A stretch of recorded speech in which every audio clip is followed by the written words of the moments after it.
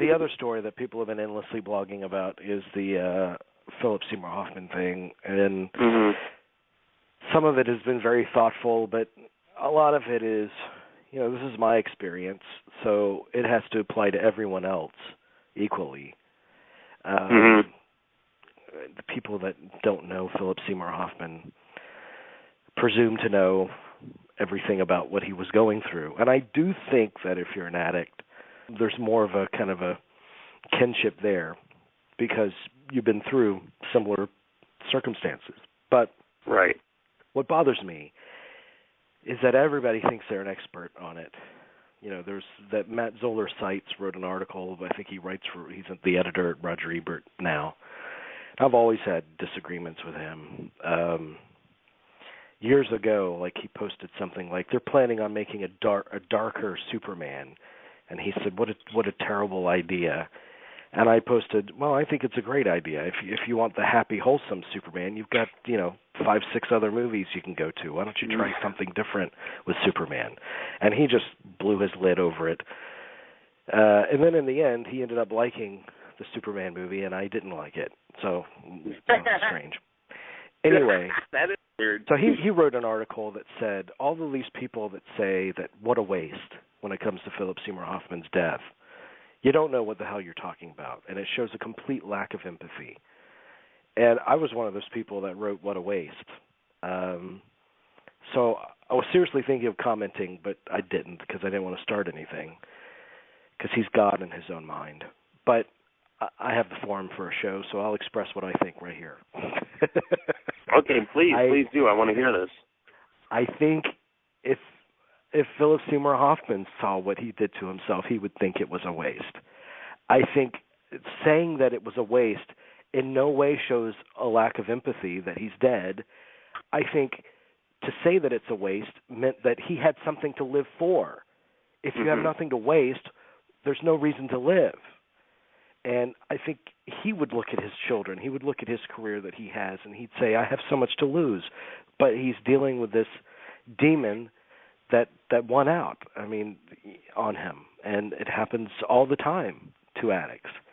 But I don't think it's a lack of empathy to suggest that it was a great remainder of his life wasted. I'm sure his kids feel that it's a waste because they don't have a father anymore.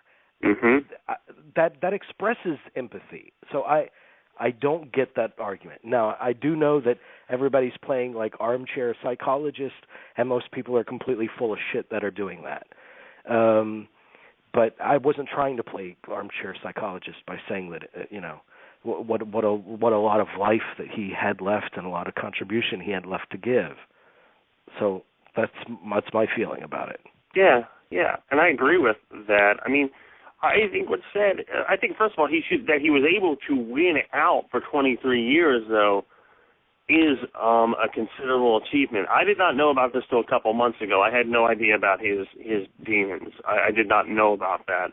You know what's frightening about it is he picked it up again on the master rap party. He gave himself permission to have a drink, and that's when it all kind of snowballed. Oh, really? Yeah. Well, so, that's the frightening aspect of addiction. That one drink gave himself permission. It opens it up. Yeah. Well, but again, on my piece on filmability, I might have played a little bit of an armchair psychologist on that piece, but I generally did it from the standpoint that I believe that anyone that gives their life over to acting and to playing as difficult parts as Philip Seymour Hoffman almost always played, I believe that does take something out of you, and I believe that that's a kind of a stressor, and I also believe that more than just the drugs, that he just sort of worked himself to death in a lot of ways because, look, he did 60 movies in 20 years. That's 3 movies a year, plus he did plays and acted in plays and directed plays and who knows what else, what other kinds of creative things he was doing. So So to me, it was just the sort of a sign that someone. It was a sign of somebody who might have needed to step back a little bit and to take stock of his own life, and not just his creative life, but his actual real life, and actually step back. Because I believe that, you know, like with this revelation that you gave us from The Master, I mean, like, of course he's a tremendous drinker in The Master, so maybe that was something that affected his giving over to that temptation. Well, I don't know. I mean, he shot heroin in Before the Devil Knows You're Dead. He drinks in everything he's in Charlie Wilson's War. I mean, he does all of it. It was just an opportunity where he gave over to a weakness, and it took him over. But maybe he worked as much as he did to because he had to beat that, keep himself occupied. Yeah. You know, and maybe that caught up with him. But obviously he might take time to reassess things. I was just. I mean, I understand what you mean by waste. I don't think you're saying, oh, what a waste. I mean, I think this all it's something that when you're first of all, like I said, he has to be commended for being able to stay off it for so long, and maybe that is why he worked so much, is like you said, Jamie, to prevent that from coming back. And even that working that much was not enough at the end to really, you know, beat it for good. I mean, I remember like when Kurt Cobain committed suicide. That I was upset because I was like, he let the depression win in the end. He let everything override all the success that he had had. And that was actually the first thing I thought of when I learned what Philip Seymour Hoffman, what caused this. But it in no way diminishes the impact of what he did. And I think what's very sad is the stuff that's coming from Philip Seymour Hoffman, especially in Most Wanted Man. The part that he's playing is a juicy part, something that he was perfect for. And it sucks that we're not going to get. We had 20, 30 more years possibly of this actor to grow old with. Yeah.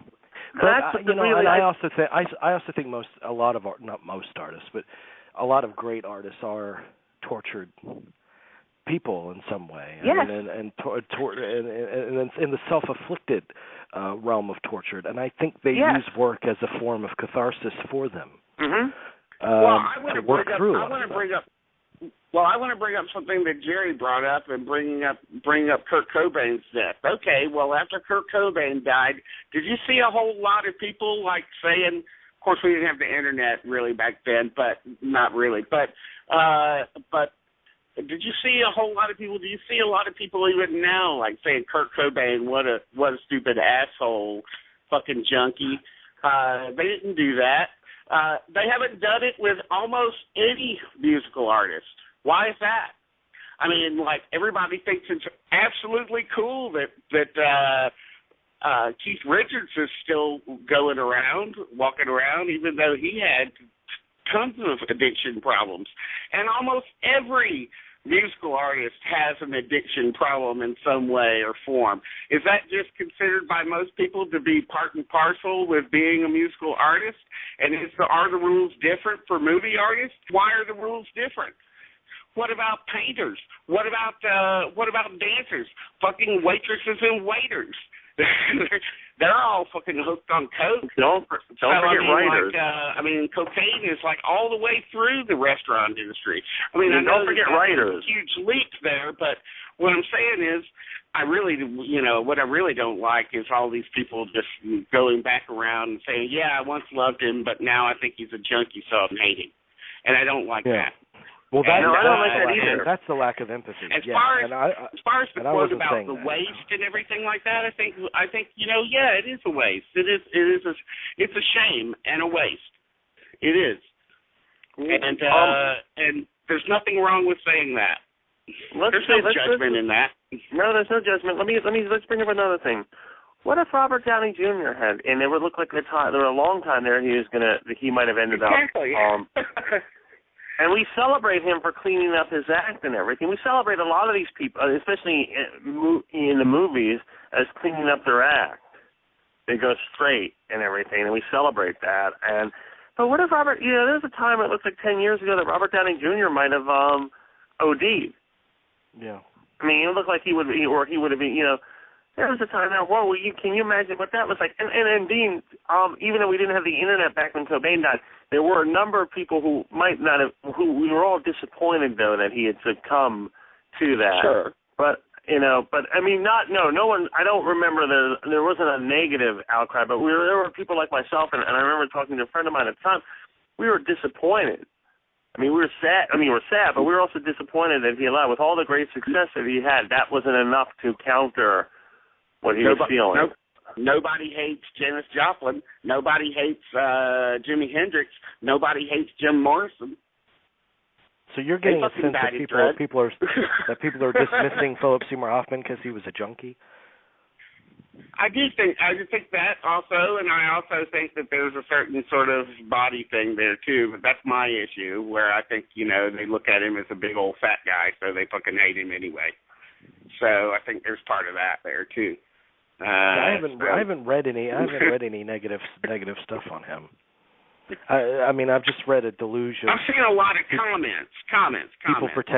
People pretending like they're experts. That's what I've seen. But yeah, and that's a problem. Well, that's unfortunately the byproduct of the internet. Everyone's an expert all of a sudden. So.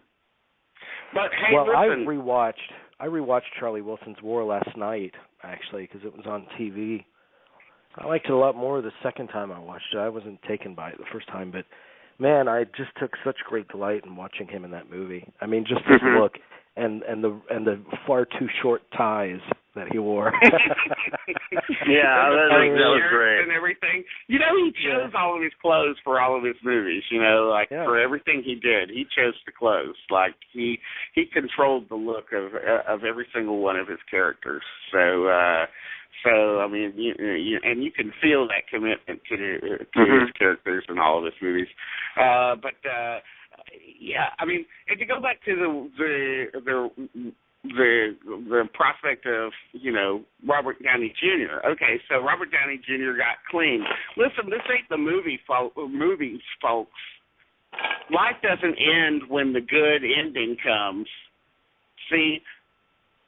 Robert Downey Jr. is now and always will be an addict, and the fact of the matter remains that it's always going to be something that he has to be vigilant to fight against. And if one day, God forbid, that he happens to pick up again and something bad happens, whatever it might be, are we then going to see a lot of people, all the fanboys that love him, a huge number of people that have made him into the top movie star in the world? Who could have imagined it? I would never imagine it. Who could have imagined it? Are we going to see them all take an about face? Hell yeah, we are. Because it's the movies, and the rules are different here.